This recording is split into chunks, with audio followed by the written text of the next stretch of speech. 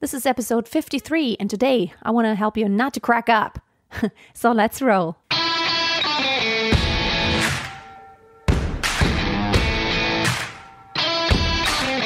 Welcome to Freya Singing Tips, the podcast. My name is Freya Casey, professional singer and vocal coach.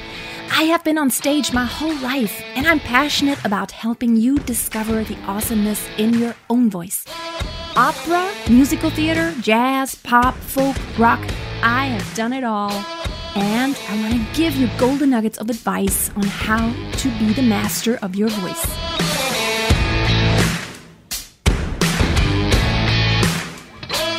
All right, you know the deal. You want to sing higher, of course. Yes, you have worked your whole range, you have done a great warm-up, and you feel that you got it. And then you get to that high pitch or that long-held pitch, and your voice cracks. Why is that? I get asked that question so much. Why does my voice crack, and how can I prevent it from cracking? Now, there are several elements that are involved. The first element is support. If you do not have good support from your diaphragm, from your ab muscles, from your back, from all your midsection, it's going to be hard to sustain any very even pitch and to have any mass in it, to have any strength.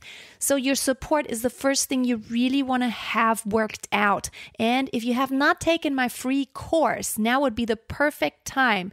It's called 7 Days to Perfect Support. And it's not only a course to help you with support, but it's really training your support. I have exercises in there. You will feel sore afterwards. It really works your support, and it makes you so much more aware of where that takes place, because a lot of people don't know. It's like, okay, support, I hear that all the time, but what does it mean? What does it feel like? And how do I do it? And what's it like when I'm singing? So you can jump over to my website, freyasingingtips.com. I will put it in the show notes, also the link, and you will see it right on the top, 7 Days to Perfect Support. It is a free course. So let's go on with this here. So support is the first very important ingredient. You may also check yourself. Can you sing a really even, straight pitch? Can you do that? Like so. Yeah.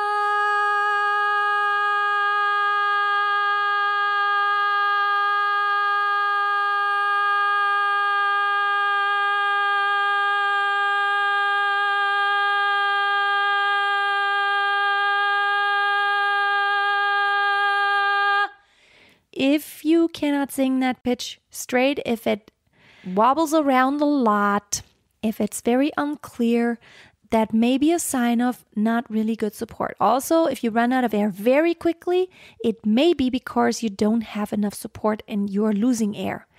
So support is one thing. And now let me get to the next issue right here, is vocal cord closure. That is one of the most important things when it comes to actually singing high, reliable notes. You want to make sure your vocal cords close, not only to where they close tightly.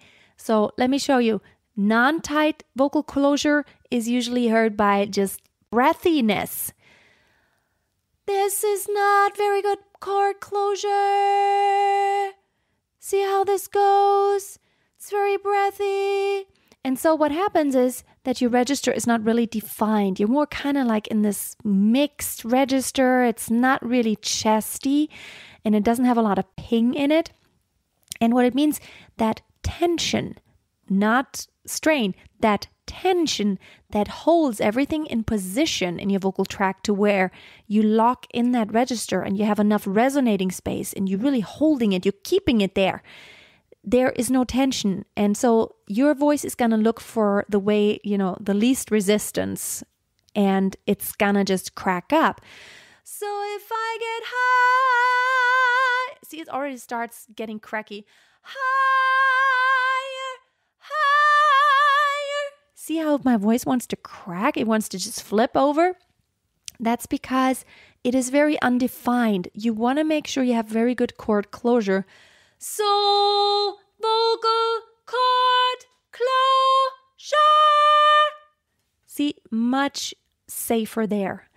Another thing is really that you want to have that principle of inhalare la voce, and that has to do with your support, but also vocal cord closure, but also the way you really think of letting the air out. there's this really great exercise with a straw that you can do. You just take a straw and you blow through it, and then you can vocalize. If it is a straw where a lot of air fits through, you could just pinch it a tiny little bit. There needs to be some resistance. It needs to be not easy to blow through there. You need to feel that the air actually flows out of your body quite slowly because there's a resistance there and you have to push against it. And then try to vocalize like, and you will notice that there's very little airflow through your vocal cords, and it almost feels like inhaling the voice because it's like you're not exhaling a lot. It's almost like holding your breath. And that's very important also. Whenever you sing high pitches, you do not want to cause so much friction to where you feel like it's rough and you have the sensation as if you were going to cough. That is not good. That means you're putting too much pressure on your vocal cords by usually pushing too much air through, and there's a lot of friction. Like if I just go loud without any control, without support, without thinking about that inhalare, not letting a lot of air out, but almost like I'm inhaling the air, it's like, I'm singing loud. Oh, can you hear that? It has this breathiness in it, and that is so hard on your vocal cords. And that's not a good thing to do. It's really hard on your vocal cords. You want to make sure you have this very clean, very crisp, very controlled sound. Not a lot of dirt in there. That's the healthy way to do it. Now, another thing, resonating space, very important. You want to keep your throat open because the more narrow you are, and it's the way of least resistance, your voice is going to look for the path of the least resistance to have that pitch produced. And if you just have no tension and you do not have that resonating space in the back of your throat opened up, it will flip so easily. Let me demonstrate. I am singing high. See what happens? I'm demonstrating things here to you that are really terrible for the voice, actually. It's not good. It's because I'm too narrow. But if I'm going more wide, I'm opening the throat, lifting the soft palate, really opening that throat, opening up that sound, singing into the mask. Think of your tone going to the back of your head, the back of your skull, and then coming back out right in the middle of your forehead, between your eyes. That's where you want the sound to go. You want to direct it that way. That's what you want to imagine. That's the picture you want to have. And then it's more going to sound like, I am singing high. It is much less likely to crack if you open up those spaces. That is the most important principle, I think. Now, besides support, of course, and besides having vocal cord closure, those are the basics. If that is not given, nothing will work when you go higher. You will not have any power.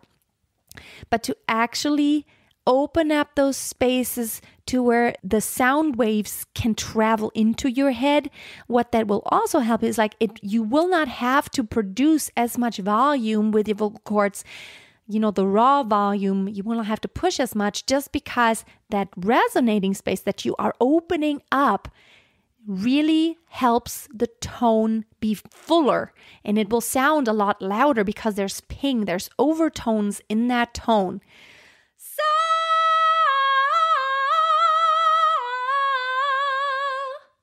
I don't really have to push way hard. I'm just opening it up. I'm placing it in a perfect way, and that way the resonance is so big to where I don't have to push so much anymore. And that is a very important principle. Now, any given time, let me give you one more tip here. If you have a long pitch that sits on the top forever, it is really hard. A short high pitch is a lot easier than a long high pitch because holding that tension over just a second or so is not as hard as holding it over 10 or 20 seconds. There's this one video of Barbra Streisand where she holds this high pitch, I think 30 seconds or so. That's amazing the way she does it. Now, Barbra Streisand has a really good technique. She does all those things we talked about. Very good vocal cord closure. You can hear it. She has a very clean, clear tone. There's no dirt in it. There's no breathiness. There's no roughness. It's very clean and clear. Also, she has wonderful breath support. She can keep that note there forever. Now, that tip that I was going to give you is like, if you want to keep that high pitch there forever, like just singing it for a short time, like, hello, hi. That is so easy, but to try to do it for a longer time is hard because of holding that tension. It's really hard. Now, what I do is I try to imagine that I'm not sitting. There's never a static. It's never static. It's always dynamic, which means there's always a movement that I'm imagining. And there's one exercise I do with my students. Try to sing a high pitch, but then move away from it and always come back up. Let's do that first. Yeah.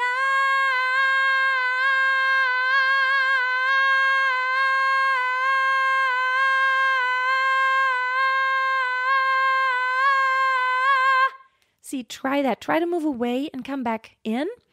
And now try it the same way, but do not move. Just remember that feeling. Imagine you're moving, pretend like it, but just don't do it.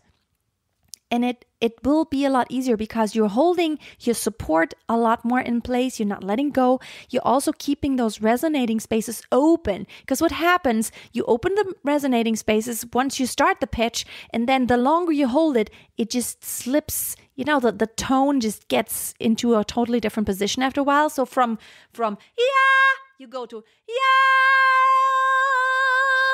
you get more narrow, and then you're in trouble because getting out of that, getting back into that perfect placement is almost impossible once you've, slipped away from it. So do that long note again. Do not move away from it, but always imagine it has a direction. It's not sitting there statically. It goes somewhere. Yeah.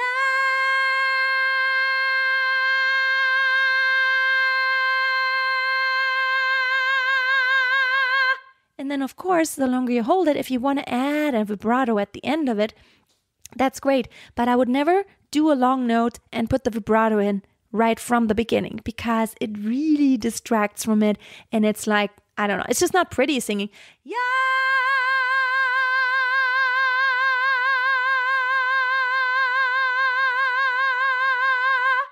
I don't know. Nobody does that.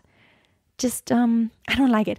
I think you can also feel the placement a lot better when you start with a straight tone. You can feel that placement, and then you can just kind of build up tension,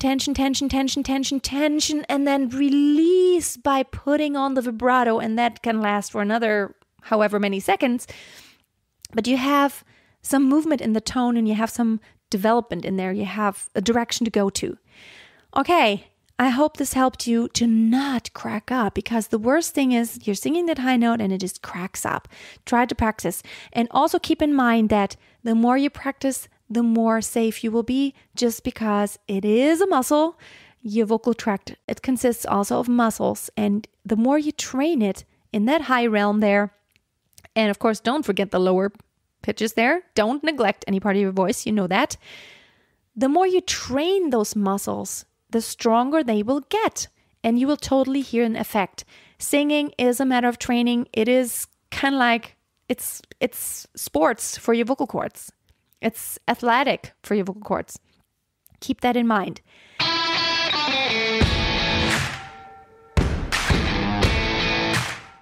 Well, thank you so much. If you want to work with me, there are several ways. I have created a monthly group coaching call in which I want to answer your questions, but it is hard to answer your questions when I just read the questions. I want to actually see you and hear you and ask you stuff and ask you to demonstrate what the problem may be. And then I know so much better what the problem may be. I can show you an exercise and I can see if it works for you. And if it doesn't, I can do something else. So what we do is a group coaching session. It's limited to a few people. And I want to do this once a month. You can sign up for that and find more information on my website, freyasingingtips.com/group. I will put the link in the show notes, and I would love to see you in one of the next sessions. It will be a group. It will be a video call, a live conference call. We're using zoom.us for that. It's an app you can install on your desktop or on your mobile device. It works a little bit better than Skype, and I can see everybody, and I can also record the session so people can actually go back in and you can watch it again. And I would love to see you there.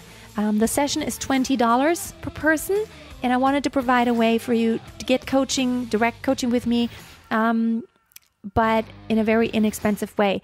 My master classes at this point are in session, so but you can sign up for the next round if you want to get on the waiting list. You can get on freyasingingtips.com/masterclass, and you can sign up there, and I will put you on the waiting list and let you know when the next session will start. It's a 12-week intensive program.